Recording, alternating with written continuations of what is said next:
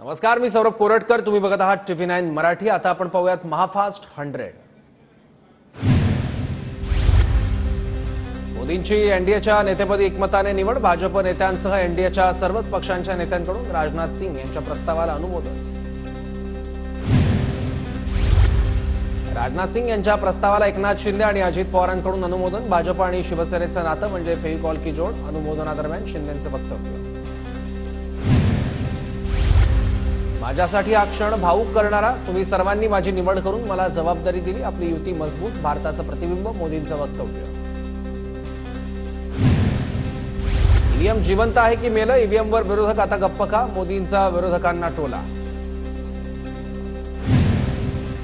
सरकार चालवण्यासाठी बहुमत आवश्यक, तर देश चालवण्यासाठी सर्वमत महत्त्वाचं. मोदींचं वक्तव्य.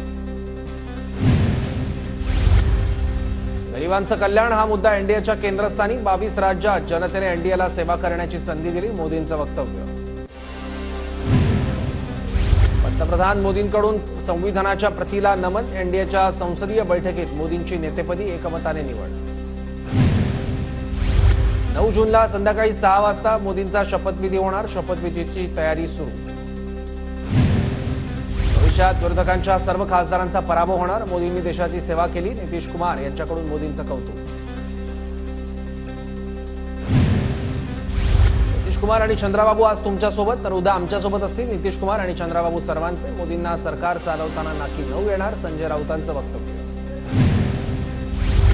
शिंदे गटाचे 6 आमदार ठाकरे गटाच्या संपर्कात. 6 आमदार लवकरच ठाकरेंच्या उपस्थितीत प्रवेश करणार. सूत्रांची माहिती. फडणवीसांच्या राजीनाम्यानंतर गृहमंत्रीपद कुणाकडे जाणार? महायुतीत चर्चेला उधाण. शहांसोबतच्या बैठकीनंतरही फडणवीस राजीनाम्यावर ठाम. फडणवीस आणि शहांची राजीनाम्याबद्दल आज पुन्हा चर्चेची शक्यता. देवेंद्र फडणवीसांनी राजीनामा देऊ नये. दोन्हीकडे राहून काम करण्याची फडणवीसांकडे क्षमता. फडणवीसांच्या राजीनाम्यावर मुरलीधर मोहोळ यांची प्रतिक्रिया.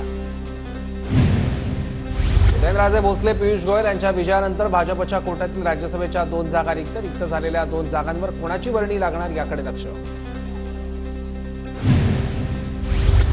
केंद्रीय मंत्रिमंडळात संदीपान भुमरे यांची वर्णी लागण्याची शक्यता. भाजप आणि शिंदे गटाकडून संदीपान भुमरे यांच्या नावाची चाचपणी सुरू.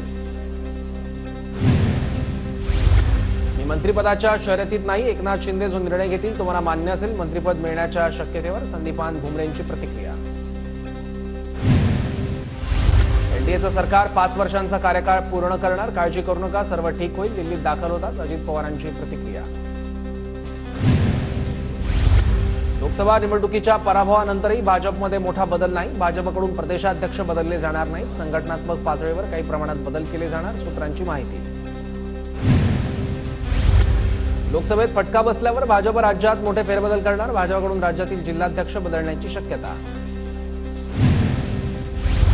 अजित पवार गटाचे 18 ते 19 आमदार संपर्कात. अजित पवार गटाच्या आमदारांना 15 दिवसात निर्णय घ्यावा लागणार. रोहित पवारांचं वक्तव्य. अजितदारा गटाचे अनेक आमदार संपर्कात. ते फोन करतात. 15-20 दिवसांमध्ये बघा काय होतंय. शरद पवार गटाचे नेते अनिल देशमुखांचा सूचक इशारा. आमच्यात कोणी मोठा भाऊ लहान भाऊ नाही. काँग्रेससमोर कोणतं संकट नव्हतं. आम्ही मात्र संघर्ष केला. जिंकेल त्याची जागा हे आमचं धोरण. नाना पटोलेंच्या वक्तव्यावर राऊतांची प्रतिक्रिया. मुख्यमंत्री शिंदेंचा ओव्हर कॉन्फिडन्स आता कमी होईल. आम्ही सध्या गॅलरीत आहोत. इथं बसून सत्ता कशी स्थापन होते ते बघतो. अंधारींची खोचक टीका. मनी लॉन्ड्रिंग प्रकरणात प्रफुल्ल पटेल यांना मोठा दिलासा. वरळीच्या सीजे हाऊसमधल्या मालमत्तेच्या जप्तीचे आदेश रद्द. इक्बाल मिर्चीशी संबंधित प्रकरणात ईडीकडून कारवाई झाली होती. मी मोदी केलं नाही. भाजपसोबत गेलो नाही म्हणून माझी मालमत्ता जप्त केली. माझ्यावर कारवाई झाली. पटेलांना मनी लॉन्ड्रिंग प्रकरणात दिलासा मिळाल्यावरून संजय राऊतांचा टोला. लोकसभा निवडणुकीत पलीकडे अजित पवार गटाला यश नसलं तरी प्रफुल्ल पटेलांना उत्तम यश. त्यांचं अभिनंदन. मनी लॉन्ड्रिंग प्रकरणावरून रोहित पवारांचा टोला. विजयानंतर सुप्रिया सुळे बारामतीत सुप्रिया सुळेंचं जोरदार स्वागत. दरम्यान सुळेंनी अजित पवारांच्या मातोश्रींची भेट घेतली.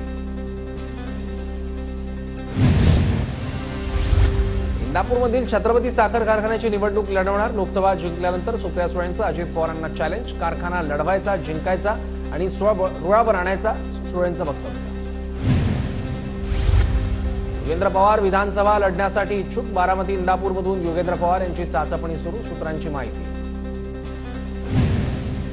कर्जत जामखेड सोडून बारामतीतून निवडणूक लढणार नाही, बारामतीत पवार योग्य उमेदवार देतील, रोहित पवारांचं वक्तव्य. पवार कुटुंब पुन्हा एकत्र येणं आता शक्य नाही, 70% कुटुंब एका बाजूला तर एक कुटुंब एका बाजूला, रोहित पवारांच्या मातोश्री सुनंदा पवार यांचं वक्तव्य. मानहानी प्रकरणात राहुल गांधींना बंगळुरू कोर्टाचा दिलासा, राहुल गांधींना जामीन मंजूर, भाजपच्या कर्नाटकातील नेत्यांनी दाखल केली होती याचिका. राहुल झावरेंवरील हल्ल्याची घटना दुर्दैवी, प्राणघातक हल्ल्याला राजकीय वळण देण्याचा प्रयत्न, निलेश लंकेंची प्रतिक्रिया, तर राहुल झावरे निलेश लंकेंचा पीए.